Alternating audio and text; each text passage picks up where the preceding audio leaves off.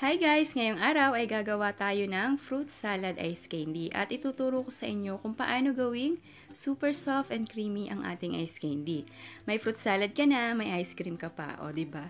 At meron din po tayo diyang complete costing. Napakaganda po nitong panghimagas, mapamaulan man or lalong-lalo na syempre sa tag-init. So, ito pong ating fruit salad ice candy ay nirequest po ng isa nating mamshi na medyo may katagalan na rin po. Pasensya na po at ngayon ko lang po ito nagawan. So, samahan mo na po akong gumawa ng fruit salad ice candy. So, ayan, let's get started. So, ngayong araw nga po ay gagawa tayo ng fruit salad ice candy. So, dahil yun po ang ating gagawin, ito po yung ating main ingredient, 836 gram na fruit cocktail. So, ito po ay ating bubuksan. Then, after po nating mabuksan itong ating fruit cocktail, ito po ay ating aalisan ng sabaw. Pero yung pinakang sabaw po niyan ay atin po munang isi-set aside kasi yan po ay gagamitin din natin na isang mas magiging pampalasa dun sa ating gagawing fruit salad ice candy. So, ayan, isa-set aside po muna natin sila. Then, ang gagawin po natin dito sa ating pinakang fruit cocktail or ito ating mixed fruit ay atin pong gugupitin ng pa-cubes. Bali, ito po ay babawasan natin ang laki. Bali, kada hiwa po nitong prutas ay ginagawa ko po siyang 3 cut para po mas dumami siya or mas magkasya doon sa ating, syempre gagamit tayo ng imbudo, hindi po kakasya yung ganyan kalaki. So, kailangan po ito ay ating hihiwain or gugupitin ng pa-cubes. Then, after po nyan, atin po muna itong isi-set aside. So, ayan. Then, sa isa pong kaserola ay maglalagay po tayo ng 7 cups of water. Then, dito po sa ating 7 cups of water ay maghahalo po tayo dito ng 1 1/4 cup na white sugar. Pero, depende po sa inyo. Pwede nyo pong dagdagan pa yung sugar. Pwede nyo rin naman pong bawasan pa. Depende po yan sa inyong panlasa. Then, after po nyan, magkakanaw na rin po tayo dito ng 1 cup na cassava flour. Pero kung wala po kayong cassava flour ay pwede naman pong cornstarch ang inyong gamitin. So, ito po ay ating kakanawin sa isang tasa ng tubig. So, kailangan po ito po ay kanaw na kanaw yung bang wala na po siyang maiiwang buo-buo. Then, after po nyan, yung ating tubig na nilagyan ng asukal ay atin pong isasalang sa apoy at hihintayin po natin niyang kumulo.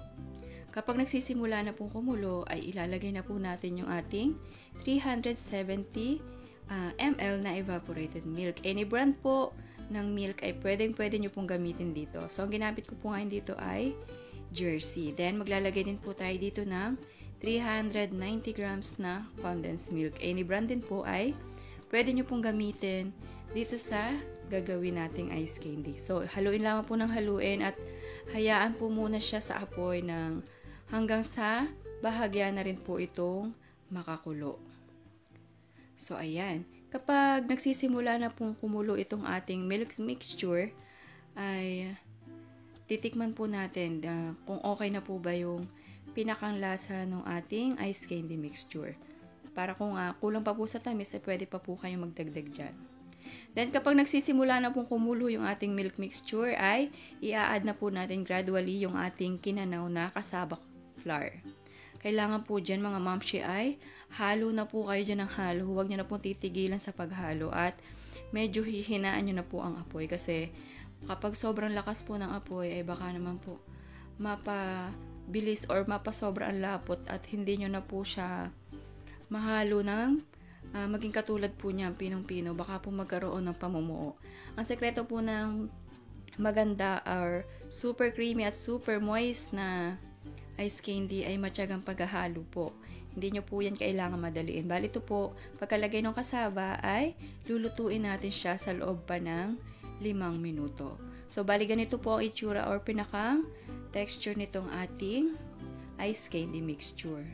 Medyo malapot, sadya po yan, normal po yan. Kapag masipag po kayong maghalo ay wala po kayong makikitang pamumuo dyan. Then after po nyan ay atin na pong hahanguin. So ayan, after po nating mahango ay ilalagay na natin dito yung ating ginayat-gayat or ginupit-gupit na mixed fruits. So ayan, ilagay nyo na po para habang mainit pa po yung ating ice candy mixture ay bahagya rin pong maluto yung ating prutas. Pero iba po pinakukuluan pa rin yung fruit cocktail.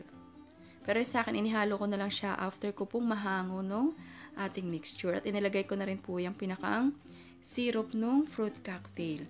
So, kailangan po ay haluin po itong mabuti hanggang sa mag-combine po lahat or humalo po mabuti yung pinakang syrup dito sa ating mixture.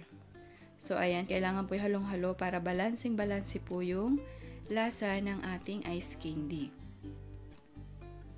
So, ayan.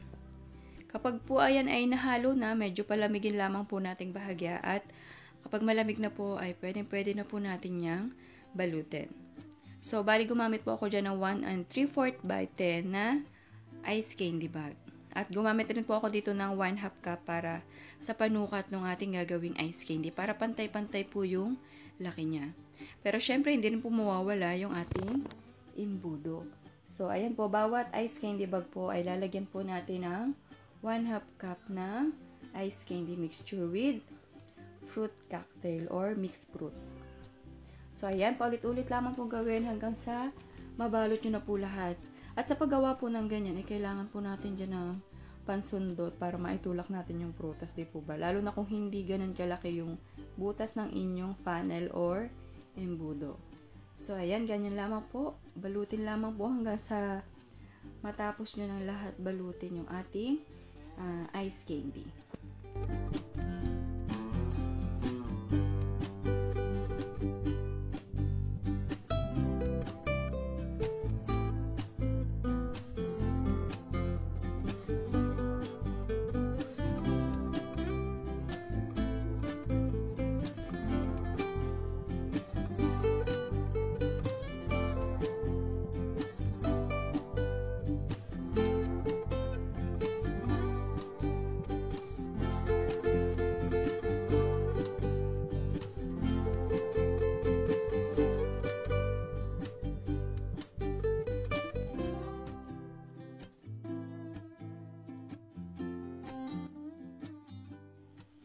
So, ayan, after po nating mabalot yung ating fruit salad ice candy, ay akin pong ginupit yung pinakandulo ng plastic para mas malinis po siyang tingnan at hinugasan ko na rin para wala pong maiwang lagkit dito sa ating ice candy. So, ito po ay ating patitigasin overnight or depende po sa ganda ng lamig ng inyong freezer. Ang ating pong complete costing ay makikita nyo po sa ating description box below. At sundin nyo lamang po lahat ng step na tinuro ko dito at kayo po ay magkakaroon ng super soft and creamy na fruit salad ice candy. May fruit salad ka na, may ice cream ka pa. So, sana ay nagustuhan mo po ang aking recipe ngayong araw at kung ikaw ay bago pa lang dito sa aking kusina, please don't forget to like and subscribe at i-click mo na rin ang notification bell para palagi kang updated sa aking recipe. Thank you for watching!